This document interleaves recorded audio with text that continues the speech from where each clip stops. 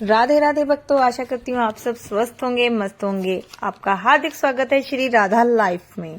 तो भक्तों, आज है पूर्णमासी और आज है कार्तिक मास का बिल्कुल अंतिम पड़ाव। एक महीना कैसे गुजर गया पता ही नहीं चला। आपको बहुत बहुत बधाई हो, आपने कार्तिक मास को बिल्कुल पूर्ण किया मेरे साथ और आप मेरे साथ बने रहे। आपने मुझे बहुत सपोर्ट किया। चलो कथा शुरू करते हैं। 34वां अध्याय जो इस प्रकार है। सूत जी ने ऋषियों से कहा, प्रसंग बखान। 34वें अध्याय पे दया करो भगवान।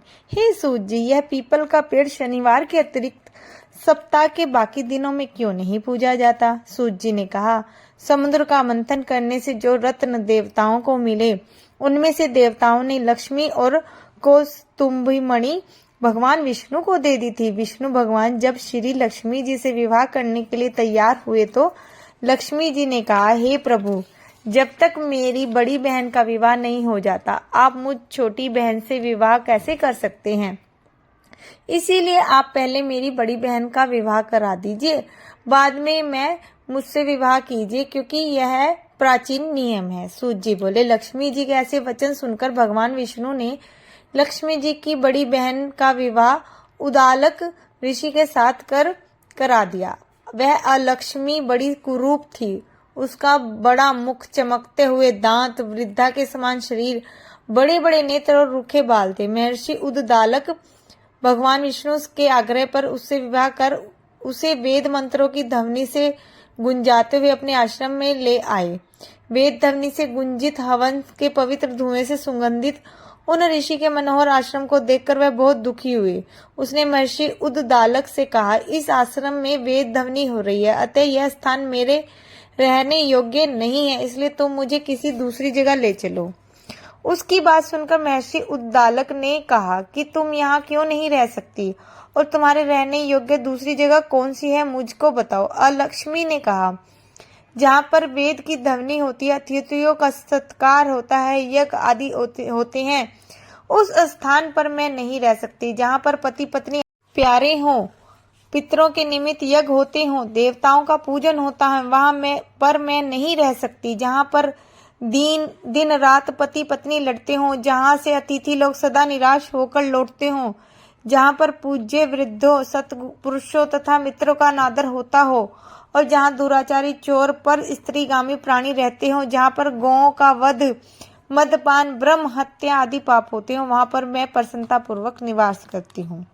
सूत जी ने कहा, इस प्रकार लक्ष्मी के वचन सुनकर महर्षि उद्दालक का मन खिन्न हो गया। वह इस बात को सुनकर चुप रह गए। थोड़ी देर तक वह चुप रहने के बाद उन्होंने कहा कि अच्छा, तुम्हारे लिए ऐसा स्थान ही खोजूंगा, अतः जब तक तुम्हारे लिए ऐसा स्थान ढूंढ कर न आऊं, तब तक तुम इसी पीपल के नीचे चुपचाप बैठी रहो। सूत जी ने कहा। महर्षि उद्दालक उसे पीपल के नीचे बिठाकर उसके रहने योग्य जगह ढूंढने के लिए चले गए। लेकिन जब वह बहुत समय तक प्रतीक्षा करने पर भी वापस नहीं लौटे तो अलक्ष्मी रोने लगी। उसका बुरी तरह से रोना जब लक्ष्मी जी ने बैकुंठ में भी सुना तो व्याकुल हो गई। उन्होंने दुखी होकर भगवान विष्णु से कहा, हे प्रभु, मेरी बड़ी बहन अलक्ष्मी पति के त्याग देने से अत्यंत दुखी हो गई है। हे नाथ, यदि मैं आपकी प्रिय पत्नी हूँ तो आप उसे आश्वासन देने के लिए उसके पास चलिए। पत्नी की प्रार्थना सुनकर कृपा सिंधु भगवान लक्ष्मी जी को साथ लेकर उस पीपल के पास गए जहाँ पर अलक्ष्मी बैठी रो रही थी। उसको आश्वासन देते हुए भगवान विष्णु ने कहा, हे अलक्ष्मी, इसी पीपल की जड़ में तुम सदा के लिए निवास करो, क्योंकि मेरे ही अंश से इसकी उत्पत्ति हुई है और इसमें मेरा निवास रहता है। प्रतिवर्ष ग्रस्त लोग तुम्हारा पूजन करेंगे और उन्हीं के घर में तुम्ही छोटी बहन निवास करेगी। स्त्रियों को विविध प्रकार के उपहारों से तुम्हारी पूजा करनी चाहिए। मनुष्य को चाहिए कि वह पुष्प, धूप, दीप, गंध आदि से तुम्हारी पूजा करें, तभी लक्ष्मी जी उन पर प्रसन्न होगी। सूत जी ने कहा, भगवान श्री कृष्ण सत्यभामा तथा पृथु और नारद का संवाद तुमको सुना दिया, जिसके सुनने से ही मनुष्य के सब पाप नष्ट हो जाते हैं और उसे बैकुंठ की प्राप्ति होती है। अब तुमको जो पूछना हो पूछ सकते हो, उसे मैं विस्तार से कहूँगा। सूत जी की बात सुनकर सौनकादिक ऋषि महर्षि थोड़ी देर तक प्रसन्नचित्त वहां बैठे रहे। बाद में वह ऋषि बद्री नारायण जी के दर्शन को चल दिए। जो प्राणी इस कथा को सुनता और दूसरों को सुनाता है वह इस संसार के संपूर्ण सुखों को प्राप्त करता है। अब कार्तिक मास का 35वां अध्याय जो इस प्रकार है। अनुपम कथा कार्तिक होती है संपन्न, इसको पढ़ने से श्री हरि होते हैं प्रसन्न। इतनी कथा सुनकर ऋषिवर कहने लगे, हे सूत जी, अब हम आपसे तुलसी के विवाह की विधि पूछना चाहते हैं, जो कृपा करके वर्णन कीजिए।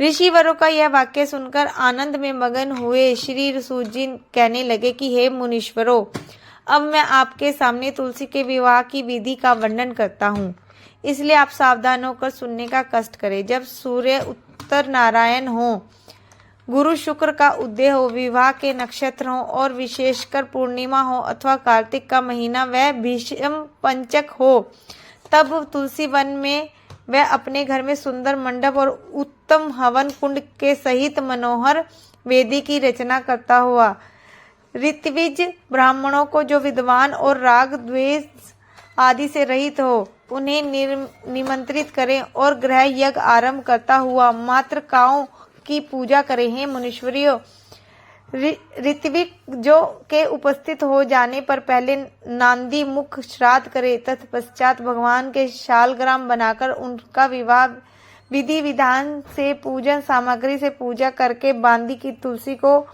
उनको संपन्न करे। इस प्रकार विवाह विधि से तुलसी जी का पानी ग्रहण करने के बाद ही विधि पूर्वक होम करे। इसके बाद सपत्निक यजमान भाई बंधु और सेवकों के साथ चारों ऋत्विजों के सहित विष्णु भगवान की प्रेम प्रदक्षिणा करता हुआ शांति पाठ और मंगल गान के साथ साथ बाजे आदि भी बजवाने चाहिए। हे मुनीश्वरों, ऐसा हो जाने के बाद यजमान को गोदान और सैया दान करनी चाहिए। ऋत्विजों को दक्षिणा देकर विप्र भोज और जाति भोज करना चाहिए। सुनकर सूत जी कहने लगे, हे मुनीश्वरों, इस प्रकार जो मनुष्य श्रद्धा भक्ति युक्त होकर सत्य शांति और संतोष को धारण करता है, विष्णु भगवान को तुलसी दल समर्पण करता है, वह समस्त पापों से रहित होकर संसार के सुखों को प्राप्त करता हुआ अंत में विष्णु लोक को प्राप्त होता है।